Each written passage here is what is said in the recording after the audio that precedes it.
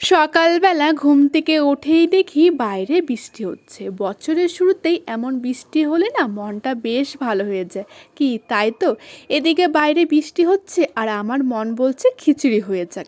তাই আর দেরি না করে সোজা চলে এসেছি রান্নাঘরে। আমাদের বাড়িতে না খিচুড়ি খেতে কেউ পছন্দ করে না, কিন্তু আমার তো অল টাইম খিচুড়ি পছন্দ।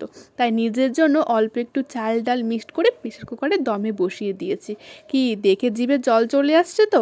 আমার না খিচুড়ি বরাবরই খুব পছন্দ। এদিকে খিচুড়িটাও হয়ে গিয়েছিল, তার সঙ্গে আরও কিছু লাগবে তো, তাই না? তাই এদিকে আলু ভাজা, বেগুন ভাজা আর একটু মিষ্টি কুমড়ো ভাজিও করে নিয়েছিলাম।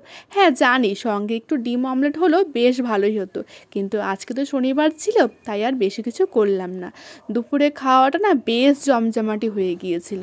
এরকম খিচুড়ি হলে আর আমার তো কিচ্ছু লাগে না, এ জানায় অমৃত সমান। আচ্ছা, তোমাদের আজকের এই পরিবেশনটা কেমন লাগলো কমেন্টে অবশ্যই